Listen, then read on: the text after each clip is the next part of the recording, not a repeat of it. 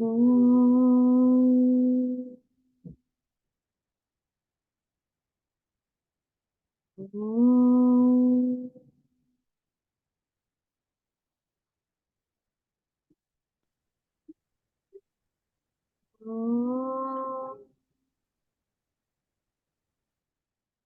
ॐ श्री परमात्मने नमः। अथ सप्तदशोऽध्यायः। श्रद्धात्रयविभागयोगः।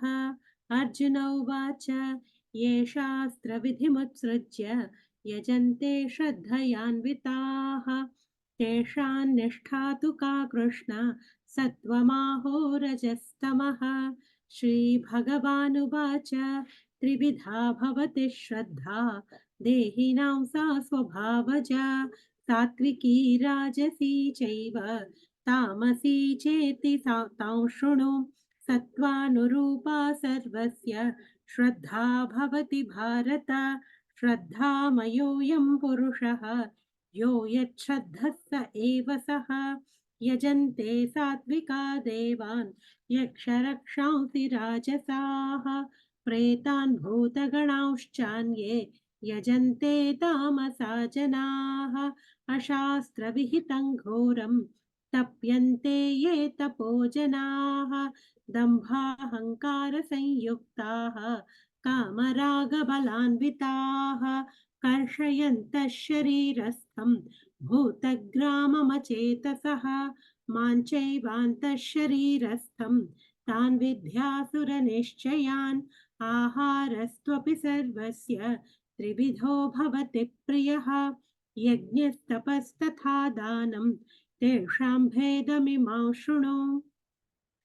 आयुः सत्त्वबलारोग्य सुखप्रीतिविवर्धनाः रस्या स्निग्धा स्थिरा हृद्या आहाराः सात्विकप्रियाः कट्वं ललवणात्युष्णतीक्ष्णरूक्षविदाहिनः आहारा राजसस्येष्टाः दुःखशोकामयप्रदाः यातयामङ्गतरसं पूतिपर्युषितं च यत् उच्छिष्टमपि चामेध्यं भोजनं तामसप्रियम् अफलाकाङ्क्षिभिर्यज्ञः विधिदृष्टो य युज्यते यष्टव्यमेवेति मनः समाधाय स सात्विकः अभिसन्धाय तु फलं दम्भार्थमपि चैव यत् युज्यते भरतश्रेष्ठ तय्यज्ञो विद्धि राजसं विधिहीनमसृष्टान्नं मन्त्रहीनमदक्षिणं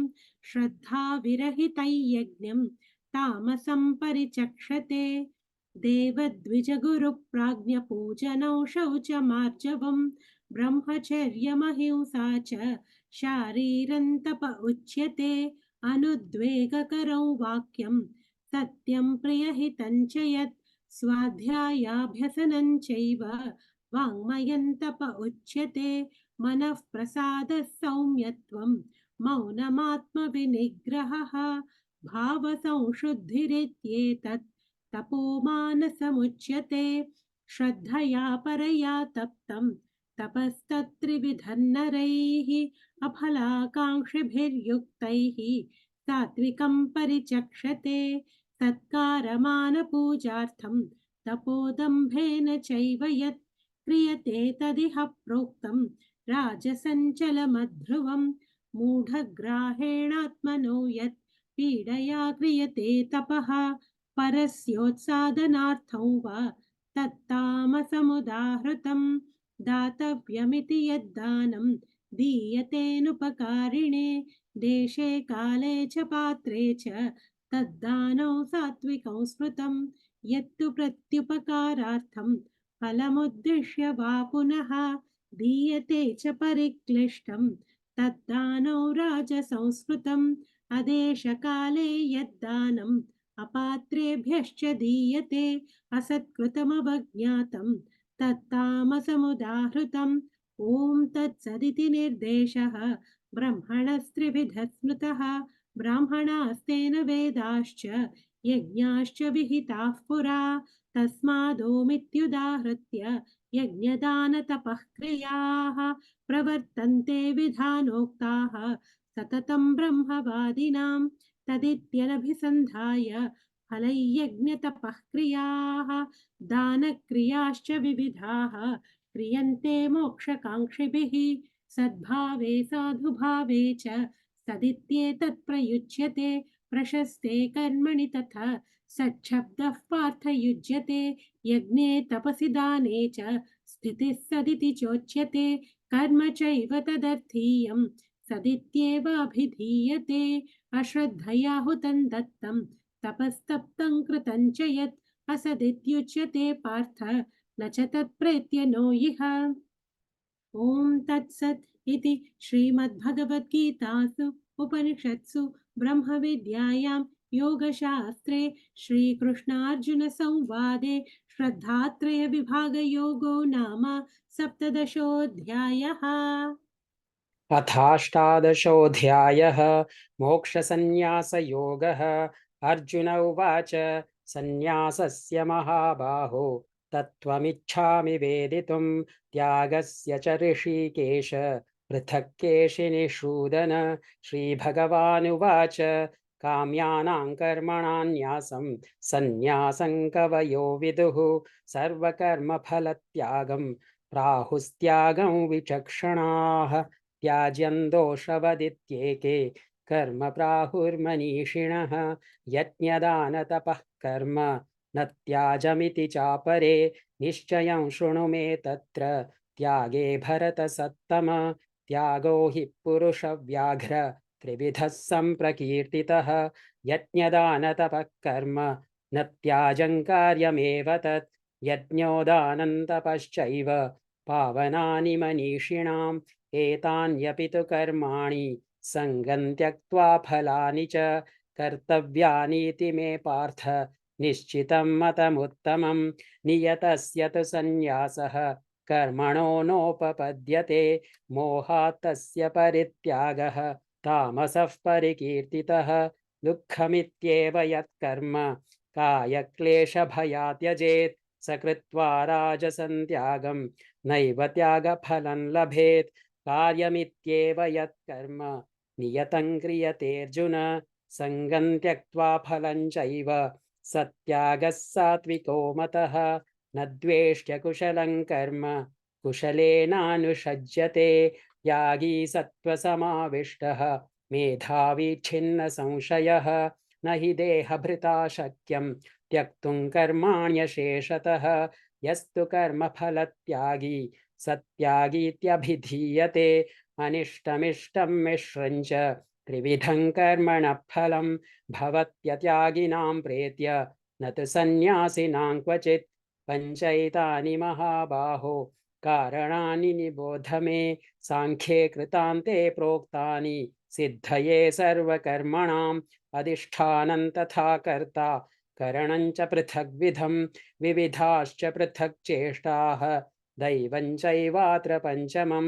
शरीरवाङ्मनोभिर्यत् कर्म प्रारभते नरः न्यायं वा विपरीतं वा पञ्चैते तस्य हेतवः। तत्रैवं सति कर्तारम् आत्मानं केवलं तु यः पश्यत्यकृतबुद्धित्वात् न स पश्यति दुर्मतिः। यस्य नाहङ्कृतो भावः बुद्धिर्यस्य न लिप्यते हत्वापि स इमान् लोकान् न हन्ति न निबध्यते। ज्ञानज्ञेयं परिज्ञाता त्रिविधा कर्म चोदना करणं कर्म कर्तेति त्रिविधः कर्म संग्रहः। ज्ञानं कर्म च कर्ता च त्रिधैव गुणभेदतः प्रोच्यते गुणसङ्ख्यानि यथावत् शृणुतान्यपि सर्वभूतेषु येनैकं भावमव्ययमीक्षते अविभक्तं विभक्तेषु तज्ज्ञानं विद्धि सात्विकं। पृथक्त्वेन तु यज्ञानं नानाभावान् पृथग्विधान् वेत्ति सर्वेषु भूतेषु तज्ज्ञानं विद्धि राजसं। यत्तु कृत्स्नवदेकस्मिन् कार्ये सक्तमहैतुकम् अतत्त्वार्थवदल्पञ्च तत्तामसमुदाहृतं नियतं सङ्गरहितम् अरागद्वेषतः कृतम् अफलप्रेप्सुना कर्म यत्तत्सात्विकमुच्यते। यत्तु कामेप्सुना कर्म साहङ्कारेण वा पुनः क्रियते बहुलायासं तत्राजसमुदाहृतम् अनुबन्धं क्षयं हिंसाम् अनवेक्ष्य च पौरुषं मोहादारभ्यते कर्म यत्तत्सां तामसमुच्यते मुक्तसङ्गो नहंवादी धृत्युत्साहसमन्वितः सिद्ध्यसिद्ध्यो निर्विकारः कर्ता सात्विक उच्यते रागी कर्मफलप्रेप्सुः लुब्धो हिंसात्मको शुचिः हर्षशोकान्वितः कर्ता राजसः परिकीर्तितः अयुक्तः प्राकृतस्तब्धः शठो नैष्कृतिकोलसः विषादी दीर्घसूत्री च कर्ता तामस उच्यते बुद्धिर्भेदं धृतेश्चैव गुणतस्त्रिविधं शृणु रोचमानमशेषेण पृथक्त्वेन धनञ्जय प्रवृत्तिं च निवृत्तिं च कार्याकार्ये भयाभये बन्धं मोक्षं च या वेत्ति बुद्धिः सा पार्थ सात्विकी यया धर्ममधर्मं च कार्यं च कार्यमेव च अयथावत् प्रजानाति बुद्धिः सा पार्थ राजसी अधर्मं धर्ममिति या मन्यते तमसावृता सर्वार्थान् विपरीतांश्च बुद्धिः सा पार्थ तामसी धृत्या यया धारयते मनः प्राणेन्द्रियक्रियाः योगेनाव्यभिचारिण्या धृतिः सा पार्थ सात्विकी यया तु धर्मकामार्थान् धृत्या धारयतेऽर्जुन प्रसङ्गेन फलाकाङ्क्षी धृतिः सा पार्थ राजसी यया स्वप्नं भयं शोकं विषादं मदमेव च न विमुञ्चति दुर्मेधा धृतिः सा पार्थ तामसी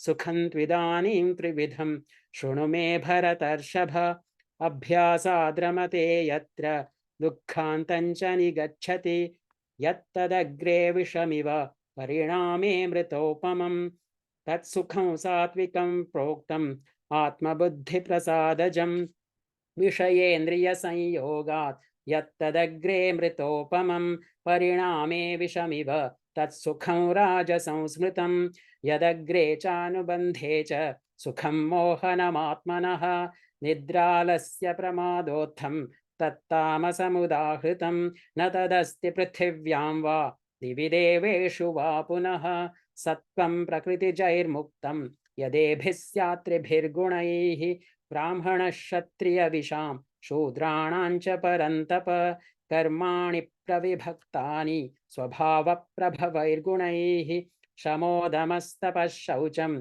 क्षान्तिरार्जवमेव च ज्ञानं विज्ञानमास्तिक्यं ब्रह्मकर्म स्वभावजं शौर्यं तेजो धृतिर्दाक्ष्यं युद्धे चाप्यपलायनं दानमीश्वरभावश्च क्षात्रं कर्म स्वभावजं कृषिगौरक्ष्यवाणिज्यं वैश्यकर्म स्वभावजं परिचर्यात्मकं कर्म शूद्रस्यापि स्वभावजं स्वे स्वे कर्मण्यभिरतः संसिद्धिं लभते नरः स्वकर्मनिरतः सिद्धिं यथा विन्दति तच्छृणु यतः प्रवृत्तिर्भूतानां येन सर्वमिदं ततं स्वकर्मणा तमभ्यर्च्य सिद्धिं विन्दति मानवः श्रेयान् स्वधर्मो विगुणः परधर्मात् स्वनुष्ठितात् स्वभावनियतं कर्म कुर्वन्नाप्नोति किल्बिषं सहजं कर्म कौन्तेय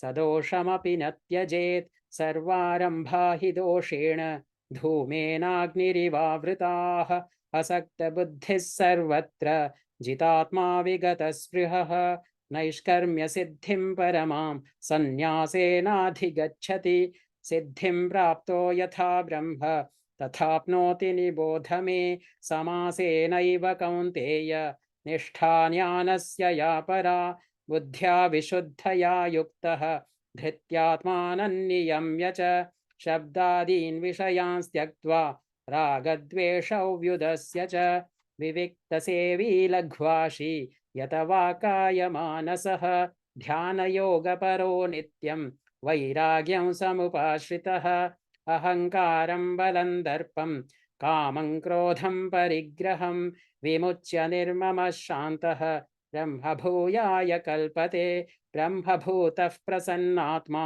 न शोचति न काङ्क्षति समः सर्वेषु भूतेषु मद्भक्तिं लभते परां भक्त्या मामभिजानाति यावान् यश्चास्मि तत्त्वतः ततो मां तत्त्वतो ज्ञात्वा विशते तदनन्तरं सर्वकर्माण्यपि सदा कुर्वाणो मद्व्यपाश्रयः मत्प्रसादातवाप्नोति शाश्वतं पदमव्ययम् चेतसा सर्वकर्माणि मयि सन्न्यस्य मत्परः बुद्धियोगमुपाश्रित्य मच्चित्तः सततं भव मच्चित्तः सर्वदुर्गाणि मत्प्रसादात् तरिष्यसि अथ चेत्त्वमहङ्कारात् न श्रोष्यसि विनङ्क्ष्यसि यदहङ्कारमाश्रित्य न योत्स्य इति मन्यसे मिथ्यैष व्यवसायस्ते प्रकृतिस्त्वान्नियोक्ष्यति स्वभावजेन कौन्तेय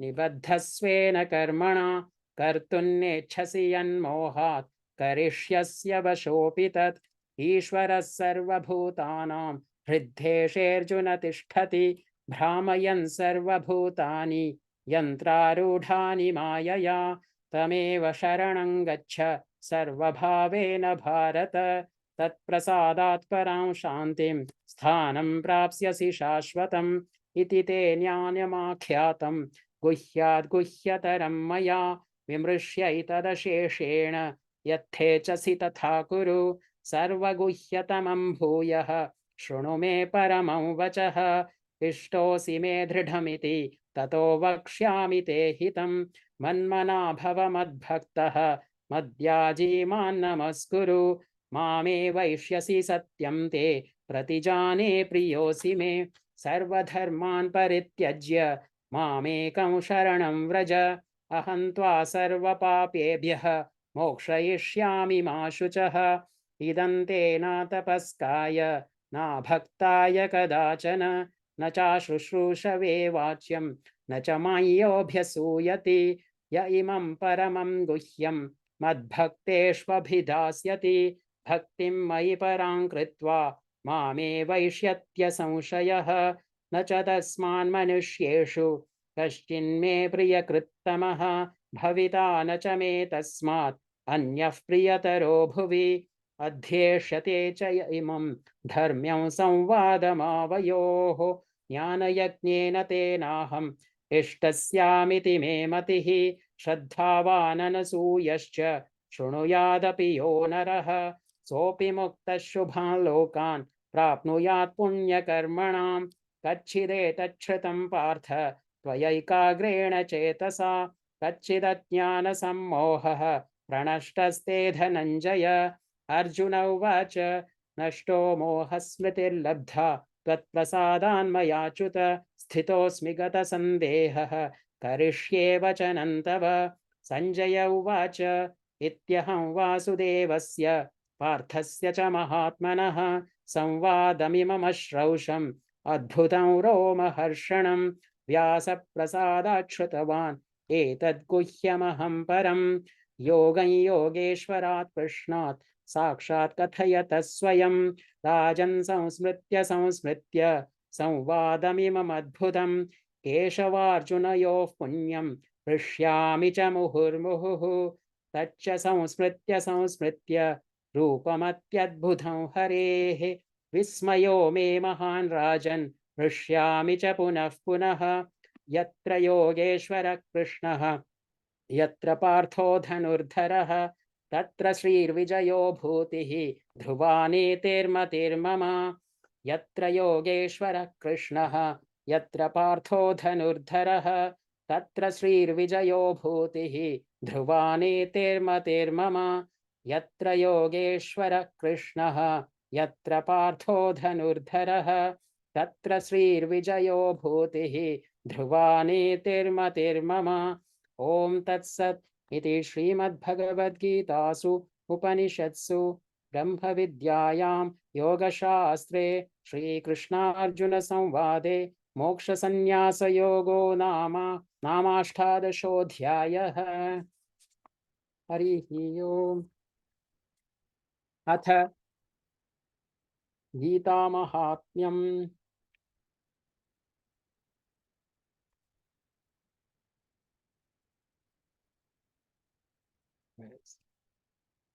गीताशास्त्रमिदं पुण्यं यः पठेत् प्रयतः पुमान् विष्णोः पदमवाप्नोति भयशोकादिवर्जितः गीताध्ययनशीलस्य प्राणायामपरस्य च नैव सन्ति हि पापानि पूर्वजन्मकृतानि च मलनिर्मोचनं पुंसां जलस्नानं दिने दिने सकृद्गीताम्भसि स्नानं संसारमलनाशनम् गीतासु गीता कर्तव्या किमन्यैः शास्त्रविस्तरैः या स्वयं पद्मनाभस्य मुखपद्माद्विनिसृता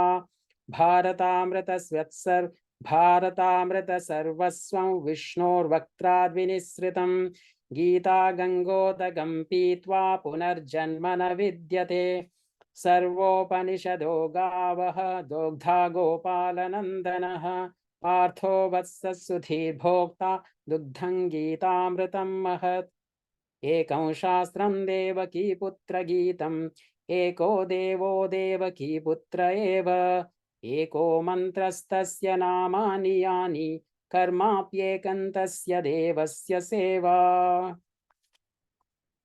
ॐ श्रीगुरुभ्यो नमः। अतः श्रीकृष्णार्पणमस्तु। ॐ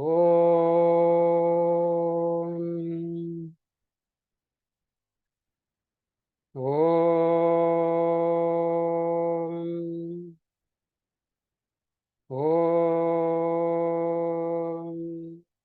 हरि ओम।